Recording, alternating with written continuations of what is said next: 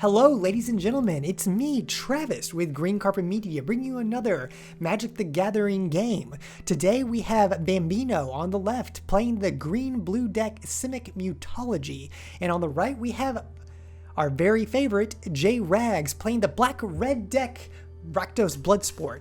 Now, what do these decks entail, ladies and gentlemen? Well, the Simic Mutology deck, it centers around the keyword ability, the triggered ability, Graft. What is Graft? Well, a creature comes into play with a Graft ability. You can have Graft 1, Graft 2, Graft 3, and it comes in with a +1/+1 counter equal to the number of Graft it has. So if it's Graft 3, it gets 3 +1/+1 counters. When another creature enters the battlefield, you can take one of those +1/+1 counters from your Graft creature and put it on to the new creature on the battlefield. Now, what is the black-red deck, Rakdos Bloodsport?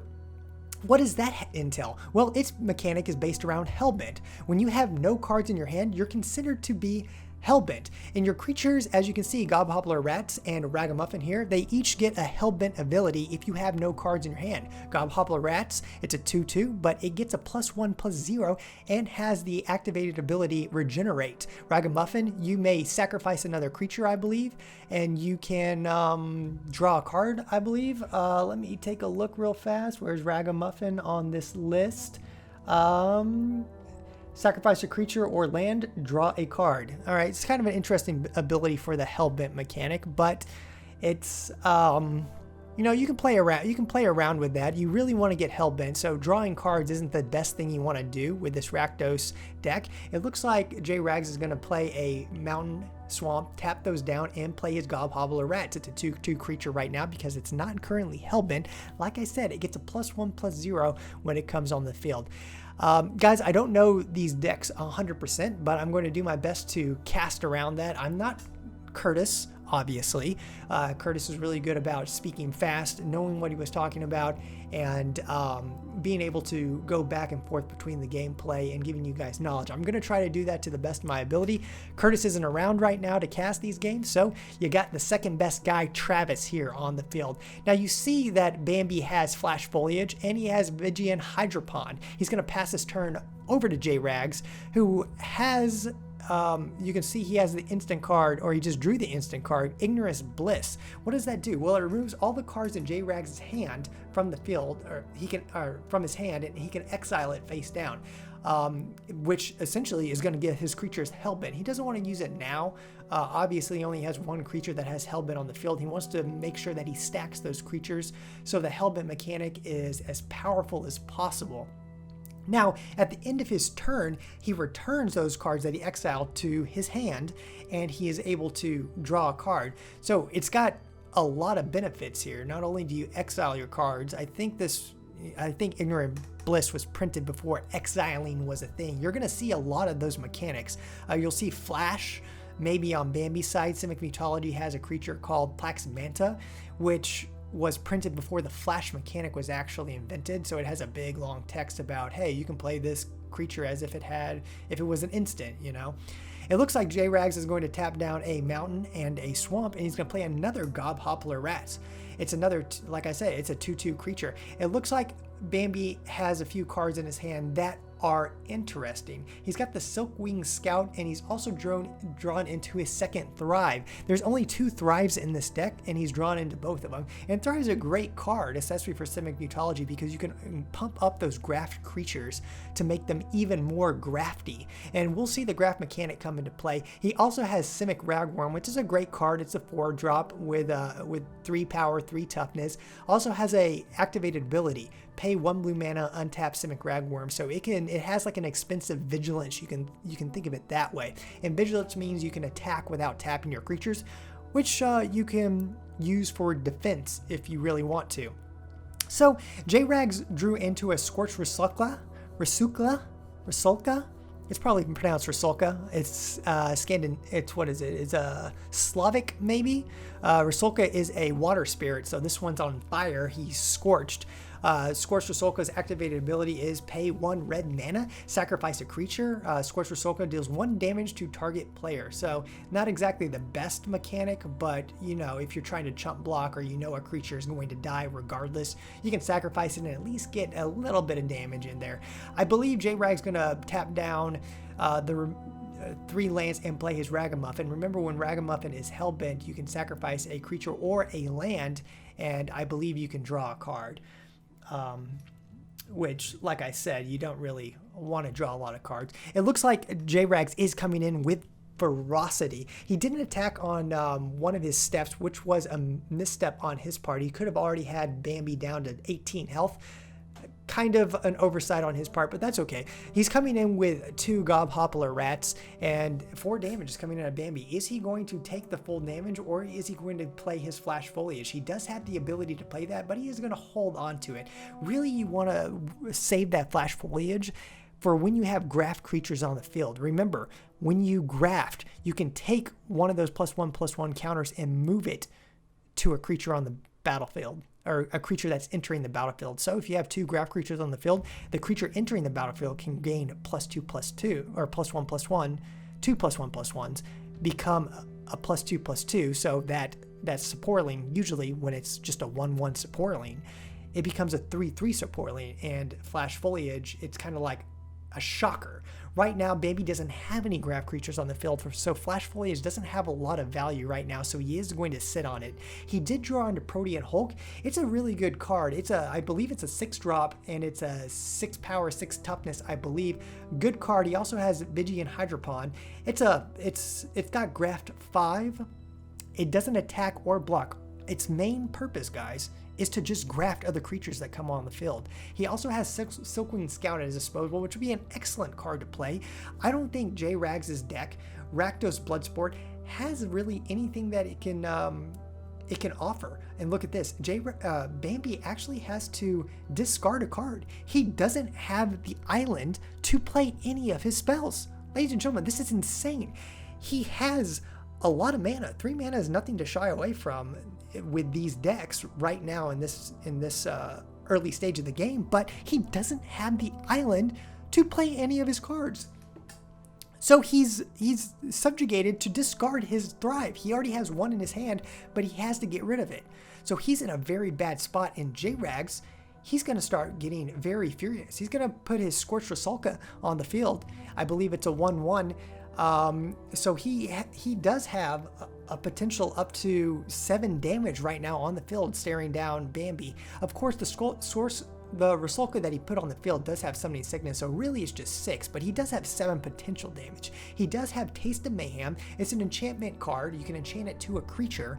Enchant a creature gets +2/+0. If it's Hellbent, that means if you have no cards in your hand, it gets an additional +2/+0, which is a +4/+0 creature. That is immense. If he attaches it to one of his Gobhoppler Rats, Gobhoppler Rats already has a Hellbent mechanic as well, +1/+0 and regenerate. So one Gobhoppler Rat could potentially, if J-Rags becomes Hellbent, no cards in hand, can become a 7/2.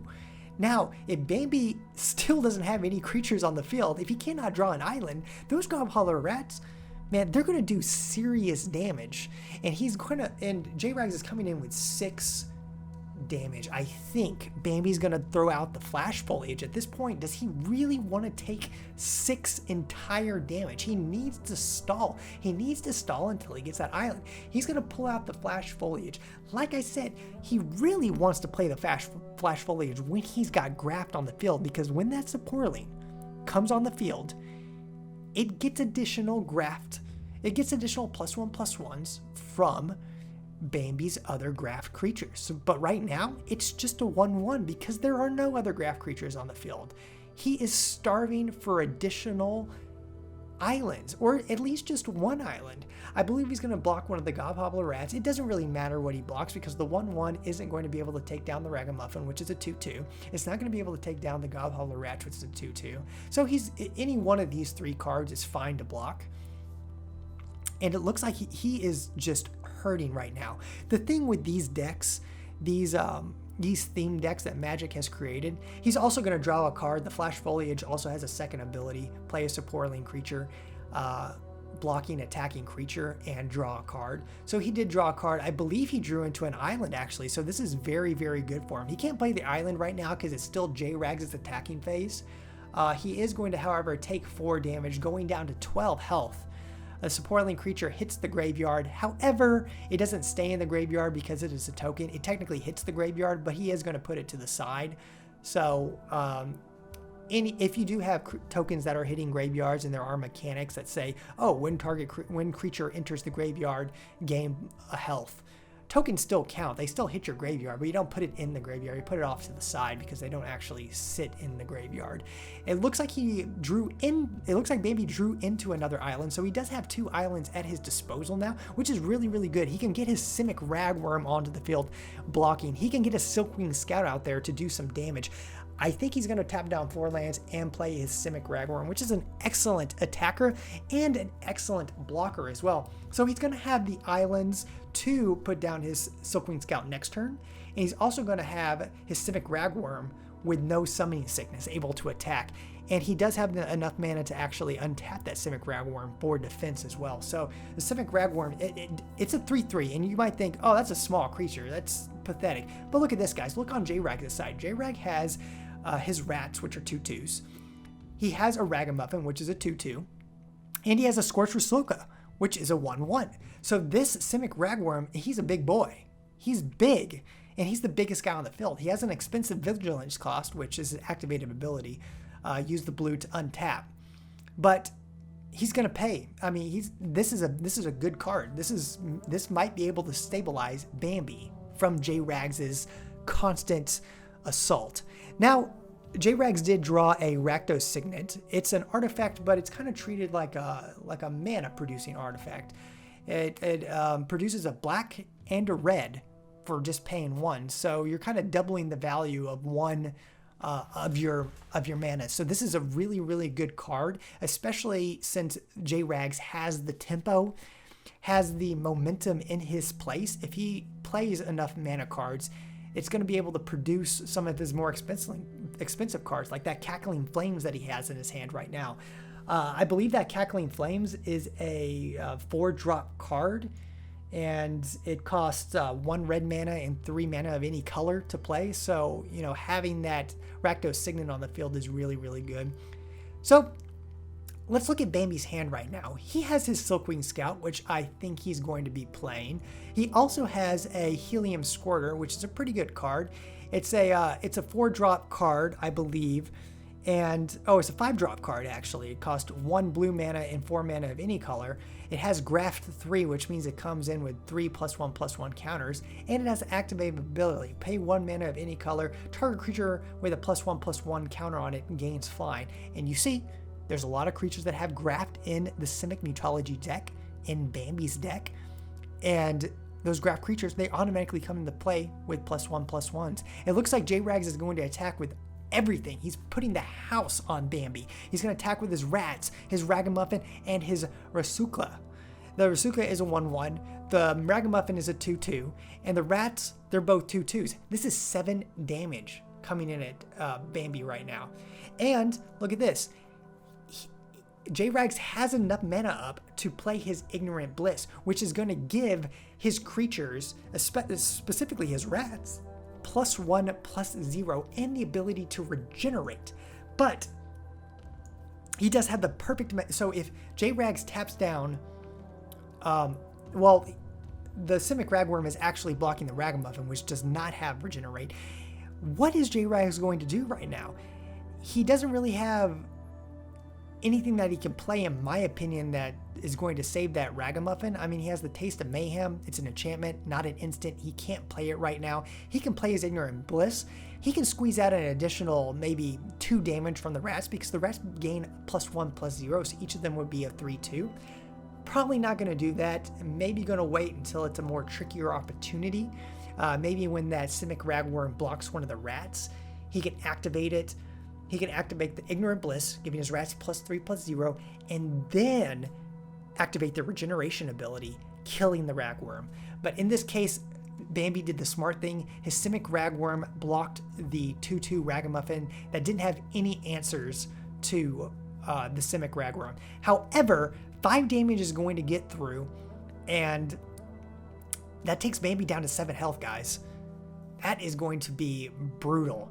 It looks like Bambi drew into another stall, Flash Foliage. And like I said, there's no graph creatures on the field, which is very, very very strange for the Simic Mutology deck. He does have the Helium Squirter. It does cost 5 to get on the field. Like I said, he does have 5 mana up, and maybe he wants to play this. He's not going to have, once he plays the Helium Squirter, he's not going to have the mana to use his Flash Foliage. He's going to have to wait. But the Helium Squirter is going to be a 3/3. An excellent defender, in my opinion. But let's see what Bambi opts to play right now. He's going to play his Silkwing Scout. Not necessarily the best blocker, but it has flying. And you can't overlook flying in these matchups with these theme decks that Magic the Gathering created, because they kind of balanced it out. Rakdos Bloodsport doesn't have a lot of flyers in its deck. It has Demon's Jester, but I mean there's 2 Demon Jesters in the Rakdos Bloodsport deck. They have flying, but they're not exactly the best blockers. So I mean, there's a give and take. Bambi's going to be able to do some damage here. Since J-Rags has nothing tapped right now, he's going to sit, or since J-Rags has everything tapped right now, Bambi's going to send his Simic Ragworm in, doing 17 damage to J-Rags. Now look at this. Bambi has kept a forest and an island up, which means he can use that Simic Ragworm's ability next turn to untap it. Like I said, guys, Simic Ragworm has an expensive vigilance. Not the most expensive out there, but I mean, it costs a mana. You don't want to be spending mana for vigilance, but in this case, green doesn't have, I don't think green has any natural vigilance creatures without a little splash of white in there. So this is pretty good. J-Rags still has that Cackling Flame. He has the Ignorant Bliss, and he still has the Taste of Mayhem. Now remember, guys, look at this Cackling Flame. Let's kind of analyze it for a second. It deals 3 damage to target creature or player. So that's pretty good on itself. It costs 4, little expensive. You know, Lightning Bolt is a 1 drop, 1 red mana for 3. So you can imagine 4, very expensive. However, the bread and butter is the Hellbent mechanic. If J-Rags can become Hellbent, Cackling Flames deals 5 damage instead. Still, you know, it's still a little expensive, but it can get the job done. I mean, 5 damage with Bambi sitting at 7 health, that's pretty damaging, ladies and gentlemen. It looks like J-Rags is going to play the Taste of Mayhem on one of his Gobhobbler Rats. Right now, J-Rags isn't Hellbent. So the Gobhobbler Rats is a 4/2. Not too bad. Bambi can block that Gobhobbler Rats with that Silkwing Scout. The Silkwing Scout is a 2/1, and he can kill that Gobhobbler Rats. But it looks like J-Rags is tapping down 2 mana, and he is going to play Ignorant Bliss. It's an instant card, and what it does is he's able to remove all cards from his hand. I think at this point, J-Rags only has 1 card in his hand, and that's Cackling Flames, and he's going to exile that face down. That means all his cards are going to get Hellbent. At the end of his turn, Ignorance Bliss allows J-Rags to draw a card. So that mechanic is still, I guess, hovering on the stack until the end of turn triggers and J-Rags gets to draw a card. So we got a rat right now that has Taste of Mayhem, and both of these creatures are Hellbent. That means this rat is a 7/2. The other rat, a 3/2. The Rasulka is a 1/1 still, doesn't have any Hellbent mechanics. Look at this. The Silkwing Scout is going to block the Gobhobbler Rats. The Silkwing Scout can kill this Gobhobbler Rats. The Gobhobbler Rats does not have Trample, so it's going to absorb all the damage. Bambi is going to pay 1 island to untap the Simic Ragworm and block the Gobhobbler Rat that is a 3/2. So we got a 3/3 blocking a 3/2, a 2/1 Silkwing Scout blocking a rat that's a 7/2, and 1 damage is going to get through from the Rasulka at the top. So it looks like Bambi is actually, I don't agree with this play right now. I don't agree with this. He's going to tap down and play that sacrifice ability on the Silkwing Scout.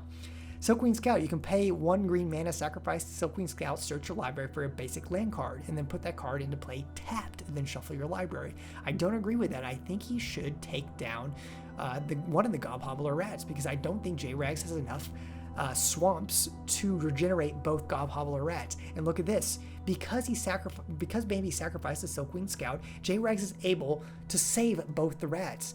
What he did was he regenerated the rat that was being blocked by the Simic Ragworm.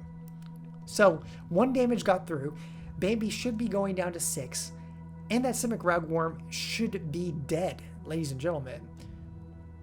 And we're gonna see if he puts it in the graveyard. I'm not sure if he does or not, but that was an excellent play from, I mean, it wasn't really an excellent play for J-Rags. J-Rags did good by attacking, which is what the Rakdos Bloodsport deck does best. If you want to talk about strategy and calmness and readiness, we're talking about Simic Mutology. That's more its side. Rakdos Bloodsport, it's a meathead. It doesn't really care. It says, hey, I'm going to attack, I'm going to buff, I'm going to just explode these creatures on your side of the board and do as much damage to your life as possible. Simic Mutology is more for, I would say, an advanced player. Not to say that, if Simic Mutology might not be your thing. If you don't like blue-green, then heck, you don't like Simic Mutology. I'm not saying that you're a bad player if you like black-red. I'm just saying that Rakdos Bloodsport it's more gentle to beginners. It's easier for beginners to get into. Not saying that mastering it, if you master Rakdos Bloodsport, I mean, it's an amazing deck. Especially in the scheme of these theme decks, guys. I'm not saying that it's an amazing deck in like professional gameplay at all. So let's get that straight. All right, let's get that off the table. It looks like Bambi's going to draw into an island, so he has plenty of islands at this point. He has enough to play his Protean Hulk. Like I said, Protean Hulk is a 6-drop. It's a pretty big spell, and it has a pretty good... Oh, Protean Hulk's actually a 7-drop, actually, now that I'm looking at it. It has a really good ability. When Protean Hulk dies, search your library for any number of creature cards with total converted mana cost 6 or less and put them into the battlefield. I'm not saying put them in the battlefield tap, I'm saying put them into the battlefield. Now, there are a ton. I don't know if there's anything that cost more than Protean Hulk, honestly.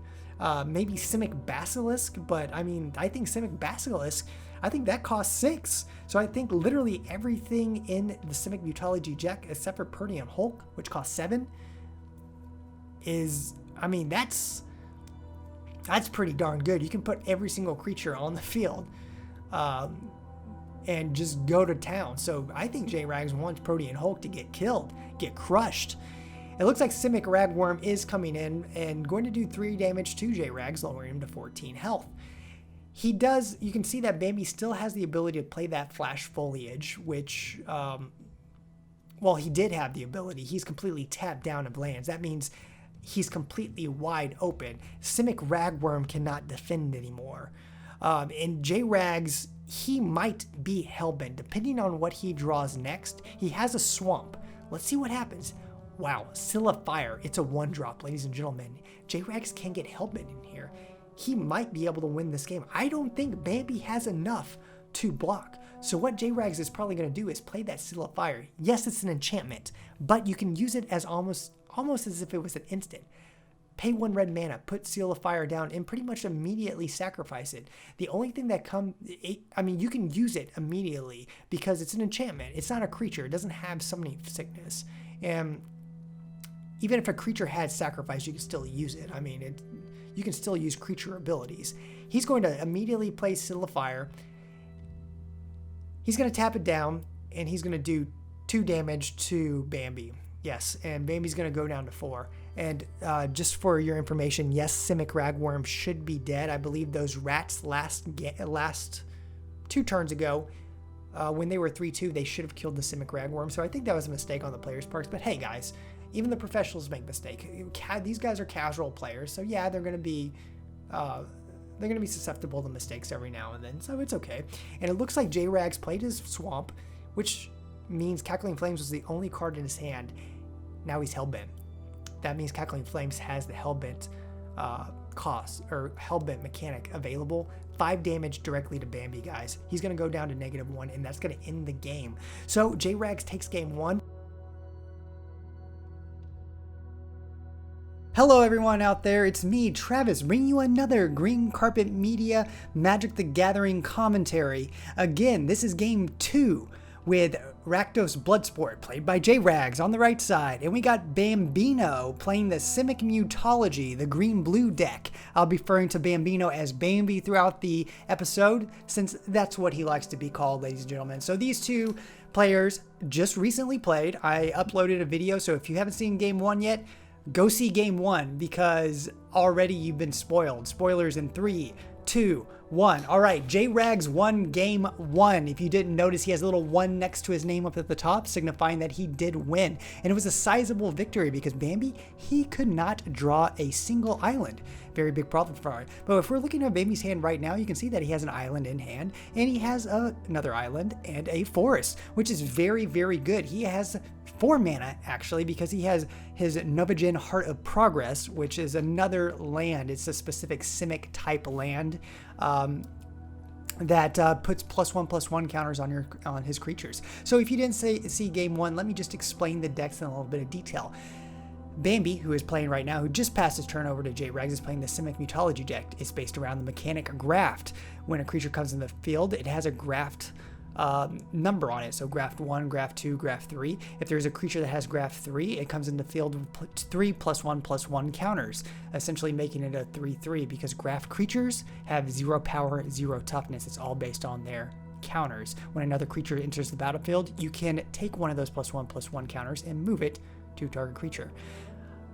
So, J-Rags is playing the black-red deck, Rakdos Bloodsport. Now, this deck is based around the Hellbent mechanic. What is Hellbent? Well, if you have no cards in your hand, your creatures, your instants, your enchantments, your artifacts, whatever has Hellbent becomes Hellbent. Now, Hellbent it's not just one thing like Graft is, it's several different abilities. It can be give creature +1/+0, give creature a special, unique, activated ability. It could give an instant additional benefit, like instead of doing 3 damage, it does 5 damage.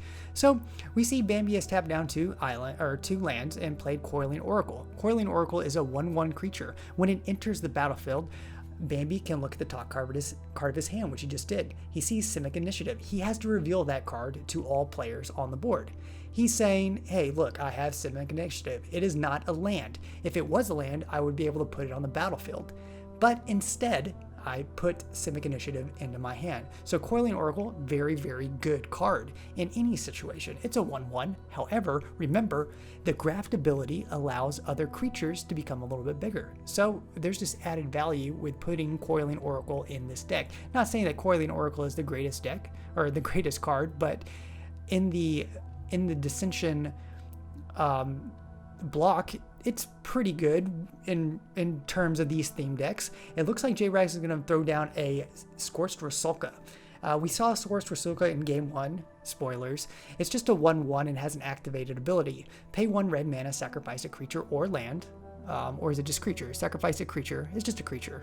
And deal 1 damage to target player. Now, look at this. J-Rag only has 1 mana. 1 mountain. This is a problem for him. He has a really good 1-drop hand. He has those Scorched Rusalkas, and he also has Seal of Fire, which is a artifact, I believe. It's either an artifact or enchantment. It is an enchantment, and you can sacrifice Seal of Fire, and it deals 2 damage to target opponent. So you can treat it almost like an instant if you wanted to. I'll talk about that probably a little bit later if I have a little bit of time. Another Coiling Oracle is going to hit the field on Bambi's side. Remember, it's a 1/1, and when it hits the battlefield, you reveal the top card of your library. Bambi is revealing Shielding Plaques. That's an enchantment card. Enchant target creature. When Shielding Plaques enters the battlefield, you can draw a card, and it essentially gives your creatures hexproof. What is hexproof? Well, your creatures or the creature that Shielding Plaques is attached to can't be the target of spells that your opponents control. So it's just hexproof. A lot of you guys already know what that is, but if you don't, that's what hexproof is. So we're over on J-Rags' side, and you see he hasn't drawn another mountain or swamp, actually, for that matter, and he needs another land. He is going to play his Seal of Fire, and let me talk about Seal of Fire real fast. It is an enchantment and has the sacrifice ability. He's going to sacrifice Seal of Fire, and it looks like he's going to do 2 damage, probably directly to Bambi. Listen, guys, if you have Seal of Fire, not saying that you will, but if you ever do come across the card, you don't necessarily have to sacrifice it right away that J-Rags is doing. You can if you want to, but it's kind of like a threat. You can keep it on the field and say, hey, look, Bambi, look what I got over here. I have a Seal of Fire. It's going to do 2 damage regardless. There's nothing you can do about it because I know that you don't have Split Second, which is another keyword ability, which it's kind of complicated and beyond the scope here, but essentially it's the only thing that would be able to take out the Seal of Fire if because it has a sacrifice. You know what, I'm not going to get into all that because that's a whole other story. So let's get over to Bambi's side. He's on his 3rd land and he's looking phenomenal right now. He has a lot of cards that he can potentially play. He can play his Plax Mana, which has Flash. Whenever you can play Plax Mana as if it was like an instant per se. Instead, he's going to play his Simic Initiative, the card that he revealed 2 turns ago, and he's going to put a +1/+1 on it because it has Graft 1. Now, he can use that Graft ability when another creature comes on the field, and he can move that +1/+1 to the other creature. Now, remember, Simic Initiative is a 0/0, so as soon as that +1/+1 moves to another creature, Simic Initiate dies. It looks like Bambi is going to be attacking with both his Coiling Oracles. They're just 1/1 creatures, and you can see on J-Rags' side, he has those Scorcher Sulkas. 1/1 creatures. So he can trade 1 for 1 if he wanted to. If he did block all the Coiling Oracles, everything would die because they're all equal power, all equal toughness. Not to say that you have to have equal power and equal toughness. It's you guys know what I'm saying. The power correlates to the toughness, yada yada. Essentially, these guys, both of these creatures would die if J-Rags decided to block both the Coiling Oracles. Let me just put it that way, ladies and gentlemen. So, why is it taking so long for J-Rags to make a decision? Well, these guys have never played these decks before. Some of these cards are brand new, and I'm sure some of these cards are brand new to you guys as well, because they're not really played a lot in Modern or Standard, especially not Standard, or Legacy. I mean, these are pretty unique cards, and you might have seen them before, but I don't really see a lot of Graft or a lot of Hellbent creatures or Rusulkas in Modern or anything like that. So they have to read through the cards just to verify what they do. These guys are both casual players, so, you know, I mean, they're not like professional. They don't go to Friday Night Magic all the time, but, you know, they are casual. They like to get together and just enjoy the game. So they're not pros by any stretch of the imagination. So it looks like J-Rags is going to play another Seal of Fire. This is the best 1-drop hand J-Rags could have ever asked for. That's going to do 2 damage to Bambi, taking him down to 16 health. There's nothing more that J-Rags can do. Maybe actually attack with that Scorch Rusulka if he really wanted to, dealing another 1 damage. But, you know, maybe he wants to keep it on the field just to ward that Coiling Oracle away from J-Rags' precious little health pool. Bambi's going to draw into a Stasis Cell. I believe this is a Stasis Cell is a 5-drop card. You can enchant target creature. Usually you want to enchant an opponent's creature because Stasis Cell doesn't allow target creature to untap on its controller's untap step. So you can pretty much nullify a creature. Now, if a creature has an activated ability that doesn't require it to tap, it can still utilize that activated ability. You can see that Bambi played the land Novagen Heart of Progress. It produces a colorless mana, and it also, if you tap it, you can, if you pay a blue and a green and tap it, you can put a +1/+1 counter on, I believe, creatures that have entered the battlefield at this time. He's going to tap down 3 lands and play his Silkwing Scout. We saw Silkwing Scout last game, and it did a fair. Wait, did we see it last game? I can't remember, guys. It's been a few days since I casted the last game. But Silkwing Scout is pretty dominant right now because J-Rags doesn't really have a lot that can deal with it. It's a flying creature that is 2 damage. It only has 1 toughness, but if you can't block it, you can't really deal with it. Bambi's going to go in with his Simic Initiative and Coiling Oracle. Each one of these creatures is a 1/1. You see that he could have opted to put the +1/+1 on Silkwing Scout, which, you know, might have been very beneficial. It could have been a 3/2 flyer, and that could yield a lot of damage.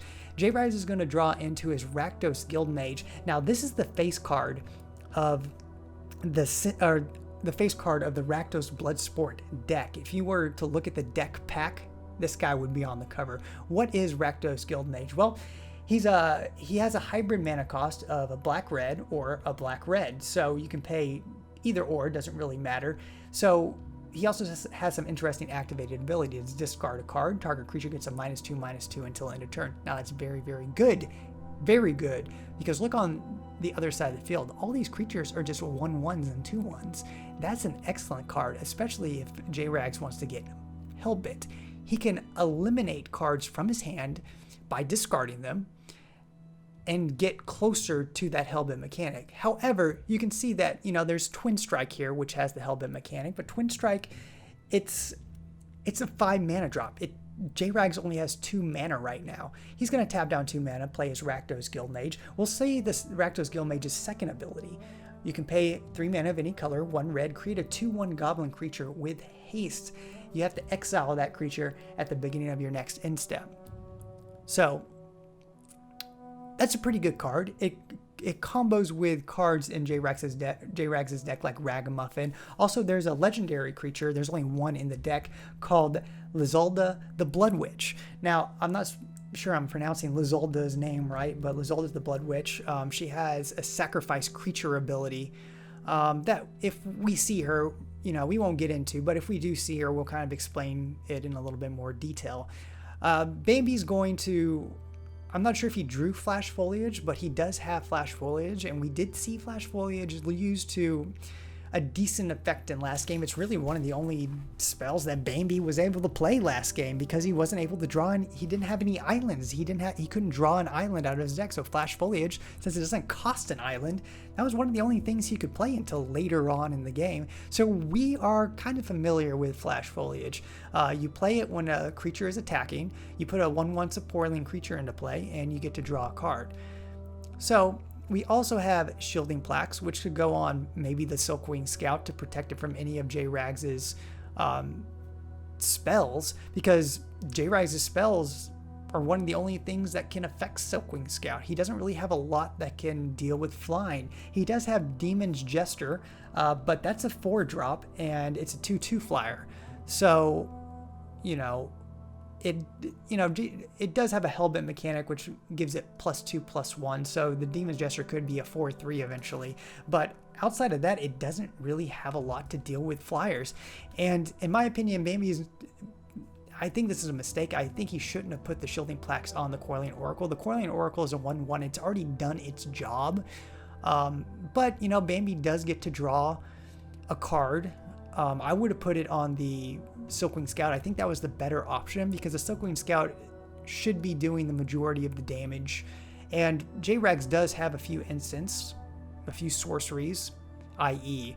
And enchantments, i.e.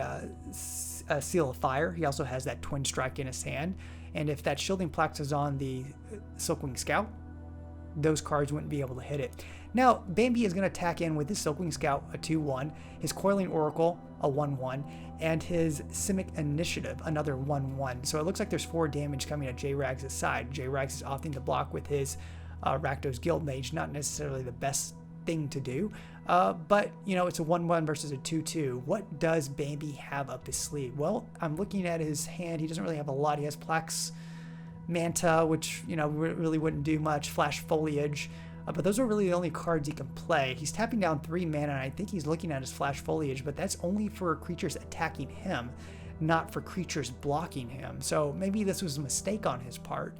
It looks like it is a mistake. He's going to tap back the mana that he spent, and maybe a little bit of an oversight. It's not necessarily the end of the world. Coiling Oracle, like I said, is just a 1/1. It's already done its job. You get to reveal a card and then either put it in your hand or put it on the field, which is, in my opinion, a little bit better than just drawing the card because you have the potential to find a land and put it on the battlefield. And if I remember correctly, you don't even have to put that land onto the battlefield tapped. It just comes in as an untapped land, which is pretty darn good in my opinion. J-Rags now has 3 mana, and he's getting back into this game. He's not too far behind right now. He's only at 14 health, so this is pretty good. He can stabilize and potentially come back. You can see some of the cards that J-Rags has in his hand that he could potentially play. He has his Slithering Shade. It's a 0/1 creature, but as a defender, you can pay a black mana, and Slithering Shade gets +1/+1. It also has a Hellbent mechanic. When J-Rags has no cards in his hand, Slithering Shade becomes Hellbent, and he loses defender, so he can attack. So he can use that 1 black mana and become a little bit stronger. So he also has the Rakdos Signet. Now this is an additional mana producing artifact.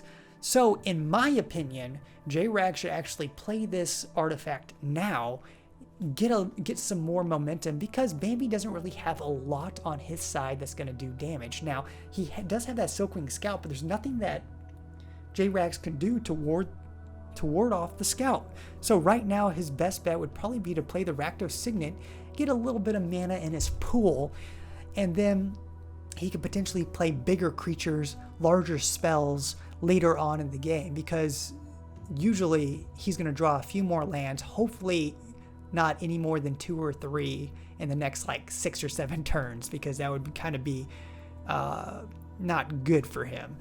But he does have a few cards in his hand, so it's not going to be the end of the world.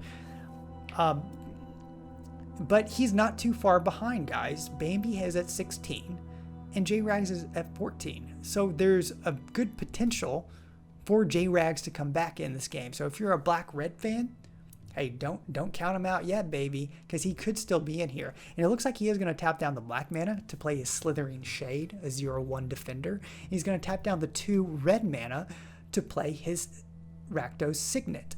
Now, his Rakdos Signet, if you pay 1 mana, you can tap Rakdos Signet, and that's going to produce a black and red mana.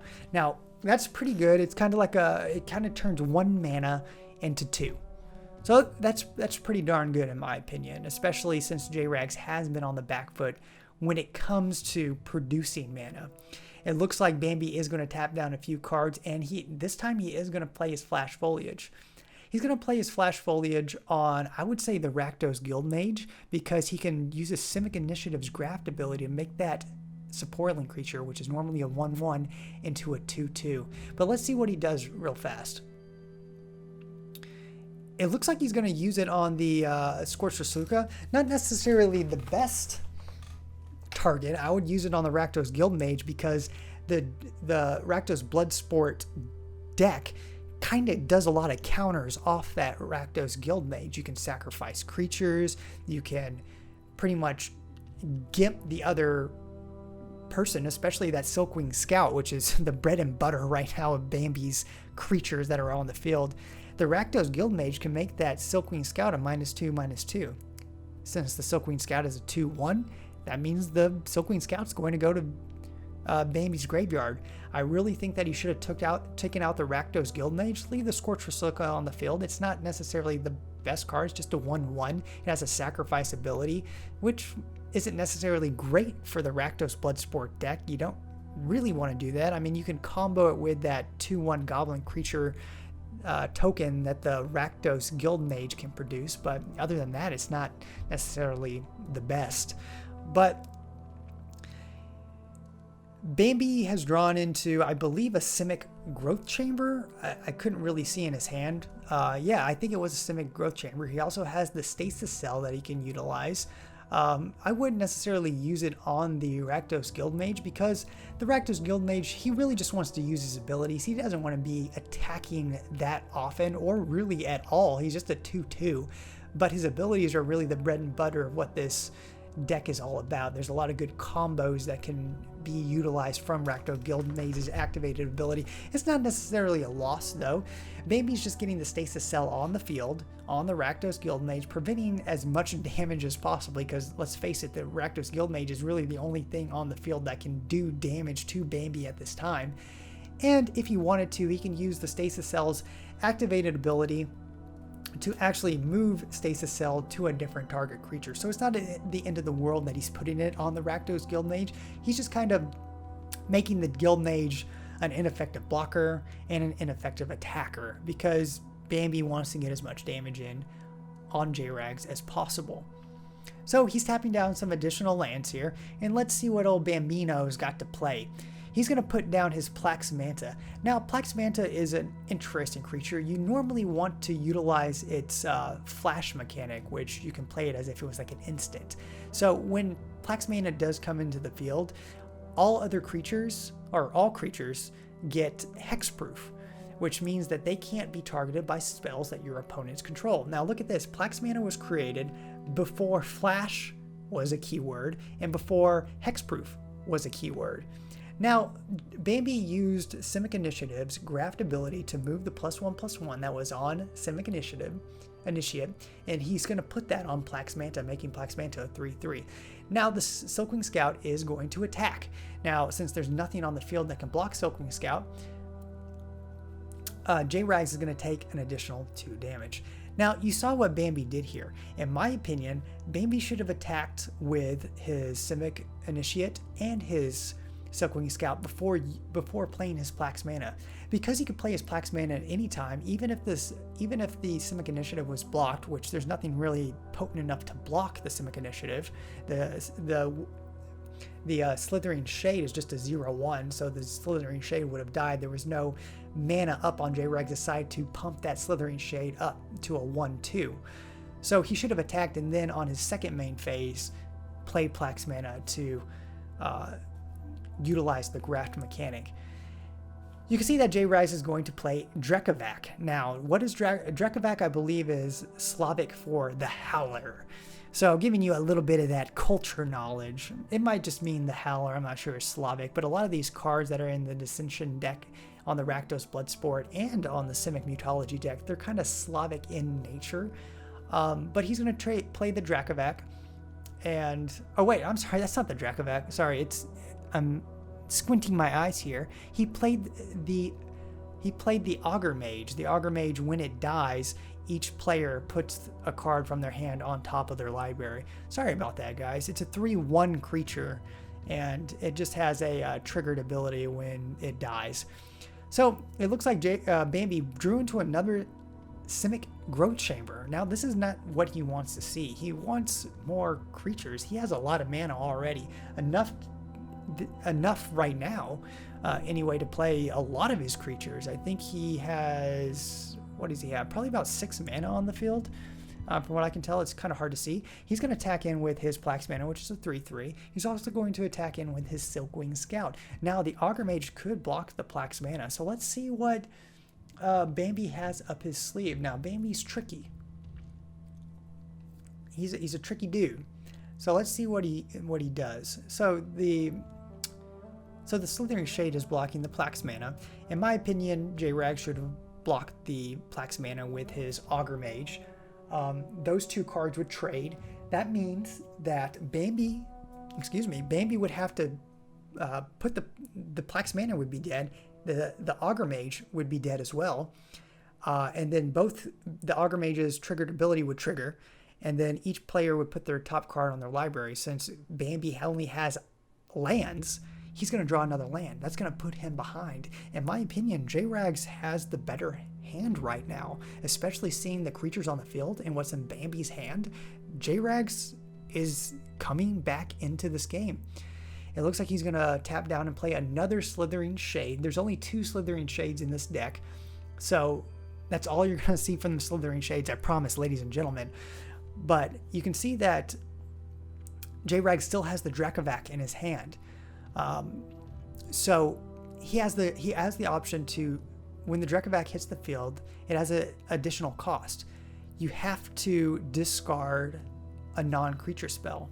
So like artifacts, enchantments, instant sorceries, and planeswalkers. But there's no planeswalkers in these decks. But he has 2 instants that he could potentially discard right now. Twin Strike and Ignorant Bliss. We saw Ignorant Bliss in the last game, and it was used to pretty good effect. However, you can see on the field right now, there's not a lot of cards that have the Hellbent mechanic. Slithering Shade, it has the Hellbent mechanic, but J-Rags only has 1 black mana. He does have the Rakdos Signet, so he technically has 2 black mana, but I mean, let's be honest, the Slithering Shade, it's not really going to do much in this situation. So J-Rags is going to tap down I believe 2 mana, and he's going to play his Drekavac. He's going to discard his Ignorant Bliss, which is exactly what he wants to do. This means that his Twin Strike is the only card in his hand. This is good.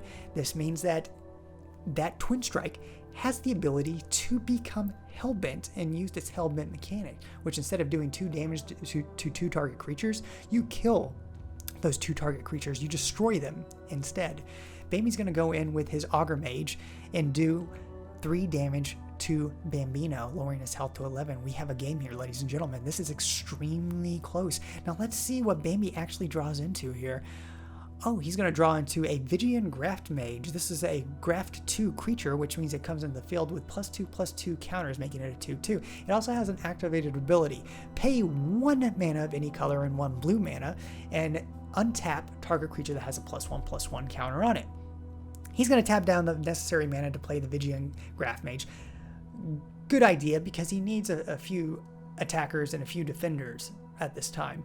Really, you don't want to use Vigian Graft Mage as an attacker. You want to use it to untap certain creatures, especially larger creatures in the deck, like Protean Hulk, Simic Basilisk, Experimental Crash, which maybe we'll see a little bit later in the game, and hopefully Bambi can draw some of these cards, because these are some of the hard-hitting cards that Bambi wants to see. Most of the damage, ladies and gentlemen, believe it or not, are coming from the Silkwing Scout. I think that's done probably about 50% of the damage on Bambi's side right now, if not more, probably maybe even 80% of it. I haven't actually calculated on my calculator, but it's been doing work. It looks like another Slithering Shade is going to block the same Plax Manta. Now, that's fine. I mean, at this time, I think that's the best ability. It looks like J-Rags was looking to put that Drekavac to the Silkwing Scout, but Silkwing Scout has flying. Drekavac does not have flying, nor does it have reach, so it cannot block a creature with flying. Now, the Slithering Shade is going to block the Plax Mana. Obviously, the Plax Mana has a +1/+1 counter on it. It's a 3/3, so like I was saying, obviously it's going to beat that 0/1 Slithering Shade. J-Rags doesn't have anything that can pump that Slithering Shade up, so it's just going to simply die. And J-Rags didn't take the additional damage. He is going to go down to 8. He is teetering on death. I mean, if you're below 10, you're getting a little close. J-Rags drew into a mountain, played that mountain. He has 1 card in hand. Ladies and gentlemen, what is that 1 card? Twin Strike. So Twin Strike deals 2 damage to each of 2 target creatures. Now, if it's Hellbent, which, ladies and gentlemen, it is about to be Hellbent. It is going to be played, and it is Hellbent. You're going to destroy those 2 creatures instead. So this is big. This is huge right now for J-Rags. He can take out that Silkwing Scout. He can take out that Vigian Graft Mage. He can take out that Plax Mana, but he can only choose 2 of the 3. So which ones is he going to pick? In my humble opinion, he should pick the Vigian Graft Mage and the Plax Mana. Now, I say that because the Silkwing Scout, while it's doing the majority of Bambi's damage, it's only a 2/1. Look at J-Rags' side right now. He has his Rakdos Guildmage, which can produce a 2/1 goblin creature. He has enough mana for that. 2/1 goblin creature with haste. He has this Sadistic Augur Mage, a 3/1 creature, and his Drekavac, a 3/3 creature. So he has 8 potential damage that's going to come in at Bambi. Now, what is Bambi going to do? Oh, he has to use his Silkwing Scout as a defender. He's not going to be attacking. He does have a card in hand. J-Rags doesn't know what it is. I believe it's just a Simic Growth Chamber, which is just a land. It's just a land that produces a green and a blue. So while J-Rags has the Fog of War, we kind of don't. So it's easier for us to say, oh, why doesn't he just take out the Vigian Graft Mage and the Plax Mana, which are probably, just strategically speaking, probably the best cards to pick, because Bambi does have enough mana to sacrifice the Silkwing Scout, which just costs 1 forest. And he can sacrifice that Silkwing Scout, and he can search his library for a basic land card, and I believe he can put that card into play tapped. Yes, that's correct. That is correct. Then he has to shuffle his library. It looks like that's exactly what he's going to do. His Plax Mana is going to die, and he's going to find a basic land, put it into play. That's one last land that he has to worry about, because he's been drawing lands probably for the past 3 turns. He did draw into that Vigilant Graph Mage last turn, but I mean, for the previous turns, he's been drawing into just straight up lands, ladies and gentlemen. And like I said, that is not something you want to be doing. Now, J-Rags has Sadistic Augermage, 3/1, Drekavac, 3/3 beast creature. Now, this is big damage that he could be doing. He needs to just straight up go in and attack with both these creatures. The Vigilant Graph Mage can kill the Sadistic Augermage, but guess what? When the Sadistic Augermage dies, it's going to trigger its ability, and both opponents are going to put the top card, or put a card in their hand on top of their library. J-Rags doesn't have any cards in his hand, so it's not necessarily going to affect him that much. Bambi, he has that Simic Growth Chamber in his hand. So he's going to put that back on the battlefield, which that's another land draw. He doesn't want to see another land draw. That's another turn wasted. And the Vigilant Graph Mage is most likely going to, block the Sadistic Augermage and die. It's not to say that Bambi, he can let all the damage come through. That's 6 damage. That's going to lower his health to 5, which is that's kind of bad though, because I mean, there's 8 damage coming at him next turn, so it's going to be pretty devastating. J-Rags is saying, hey, what is that? What's that on the field? Oh, that's a 2/2, Bambi says, probably. It looks like J-Rags is only going to attack with his Drekavac, which is interesting to say the least. I would have attacked with everything, brought the house at him. So we're going to see what happens. Is Bambi going to turn that stasis cell, onto the Drekavac? Because these are, it's funny because these creatures are super low power, super low toughness. The Drekavac's the big boy on the field. But guys, usually in most games, the Drekavac would be a puny pipsqueak at this point. But he's the most threatening thing on the field. And we're into the very late game at this point. It's 8-8, guys, tied up. Bambi's at 8, J-Rags is at 8. Oh man, Bambi drew into another land. He has 2 forests and 1 Simic Growth Chamber in just a Vigilant Graph Mage. Now, this is just the luck of the draw. I mean, this is terrible. He's going to play a Simic Growth Chamber, which means he has to take a land and put it back into his hand. He's going to put a forest into his hand. Not much he can do. But guys, this is when you bluff. J-Rags know that there's a forest in hand, but J-Rags doesn't know what the other 2 cards are. Pretend to read them. Make sure, take them and put your finger and scroll over them, because you gotta bluff. If you don't have anything in your hand at this point, you gotta bluff. The Vigilant Graph Mage is going to be blocked by the Sadistic Augermage, and that means both these creatures are gonna die. And this is pretty darn devastating, ladies and gents. That means that each person's got to put a card back on the top of their deck. I believe that Bambi either he probably put one of the 4, all he has is land, so he put one of the lands on top of his deck. Super devastating. That means next draw, he's going to draw a land. No creatures, no instants, no sorceries, enchantments, artifacts, nothing that can actually help him in his endeavor to defeat J-Rags. I mean, he's so close, but J-Rags currently has the lead. His Rakdos Guildmage, while tapped, it doesn't mean that his activated abilities can't be activated. So J-Rags can put a 2/1 goblin creature. Bambi puts a small creature back on the battlefield, like a Vigilant Graph Mage, a Silkwing Scout. He can use the activated ability to give him a -2/-2, assuming that J-Rags does have a card to discard. Might not be able to use the ability, but Bambi needs to start moving that stasis cell over to the Drekavac, in my opinion. He has the lands to do that, and he needs to start doing that to ward as much damage, as to prevent as much damage as possible from hitting his life pool. It's 8-8, and J-Rags has a commanding lead. He's going to tap down 4 mana, and I believe he's going to play that Rakdos Guildmage's second ability. Pay 3 mana of any color, 1 red mana, produce a 2/1 goblin creature with haste. Now, no one owns a... Well, I mean, I'm not going to say no one, but we don't own a 2/1 goblin creature with haste. So we have to kind of improvise a little bit. We have to create a 1/1 goblin creature. I believe it has haste, and we're just going to put down some counters just to signify that it has haste. You don't necessarily have to do that.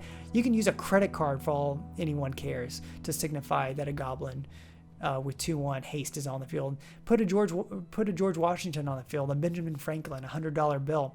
Hey, it's a 2/1 goblin creature. Or flip over a token that you don't have. That's all you have to do if you don't necessarily have a token. You don't actually have to have the token card for the token to be present on the field. Put down a few quarters, some pennies, whatever. It doesn't really matter. So to signify that the token's tapped, you can flip the penny over to tails. To signify it's not tapped, flip it over to heads. But in this case, we're going to use a 1/1 goblin creature token, and we're going to use a few dice to represent. It's a 2. The green is representative of 2 toughness, and the red is representative of 1 toughness. Green is, oh my god, green is 2 power. One is the red is 1 toughness. God, that's difficult to say. It looks like, what is J-Rag? Okay, so J-Rags should have attacked with his Drekavac. I'm not sure why he didn't go in with the 5 damage that the Drekavac is a 3/3. The Goblin was a 2/1. That's 5 damage. That would have lowered Bambi down to 3 health, and that is crazy, especially since Bambi doesn't have anything at the current moment that he can do to defend or attack or just stall. Really, he has nothing that's on the field right now. It's kind of devastating. And I mean, J-Rags has so much potential to do damage. Bambi should move the stasis cell over to the Drekavac, but he hasn't. It doesn't really matter. I mean, the Drekavac can still attack, but it won't be able to be untapped on J-Rags' turn. So it can attack still. It looks like J-Rags is going to do the same thing. He's going to tap down some lands, and he's going to put another 2/1 goblin creature with haste on the field. Now, he should attack with everything. Bring the house at Bambi, because Bambi honestly would have used instants and sorceries if he had them available. He's got to know that he doesn't really have anything, and at this time, at least the 2/1's going to get through. The 3/3's most likely going to get through, because this is Simic Mutology. Like I said, guys, these 2 individuals don't know what's in the other person's hand, what's in the other person's deck. This is the first time J-Rags is playing, well, the second time J-Rags is playing against Simic Mutology. So he hasn't seen all the cards in Bambi's deck. He doesn't know what is in the deck. You have cards like Experimental Crag, and this is what Bambi wants to draw. It's a 4/6 creature, and you can put counters on creatures. So you can imagine how good that is with craft abilities. Experimental Crag has all abilities, activated abilities of all other +1/+1, or with creatures that have +1/+1s on them. He also has Stomp Howler, which is a 4/4 card, another big one, and you can destroy target artifact and enchantment. So, I mean, you can, Bambi could destroy the Rakdos Signet, but that's about all that he can really do. If he wants to destroy his own enchantment, he can do it, but I wouldn't advise that. J-Rags is going to put another 2/1 goblin creature on the field. Now, J-Rags needs to attack with the Drekavac and the goblin, but it looks like he's just going to attack with the goblin. This is an interesting play. This game should have been over 4 turns ago. Not saying that, I mean, it should have been over 4 turns ago. And Bambi doesn't really have a lot. He drew into a Simic Initiate, but that's not going to be enough to stop the Drekavac, and that's not going to be enough to stop the goblin creature. He needs 2 creatures on the field. Now, he can utilize the Novagen Heart of Progress. He has enough mana to put an additional +1/+1 counter on the Simic Initiative, but it looks like he's not going to, the Simic Initiate, but it looks like he's not going to do that. He could also draw into like a Simic Ragworm. That's another possibility. Remember, we saw Simic Ragworm in the last game, and it was pretty effective for J-Rags. It's just a 3/3, but we can see how well 3/3 creatures do on the field. Take Drekavac, for example. 3/3 creature, it's been not really doing much right now, but it has been dominating this battlefield. So you can see how small the creatures are in the Dissension decks, these theme decks. We also have Azorius Ascendant that we're going to be playing, and I believe Spoons is going to be playing that deck. We also have, that's it. There's only 3 decks in here, and it looks like this is over, guys. So I'm just going to say, thanks for coming out and watching. It looks like J-Rags takes game 2, and Bambi folds. Thank you so much for coming out. If you guys enjoyed this, please like, subscribe, and if you enjoy Magic the Gathering, please feel free to go to your local comic book store and join them for Friday Night Magic. It's a great way to have friends and make friends and just play Magic and frolic in the comforts of friendship. All right, guys, I'll see you later. Bye.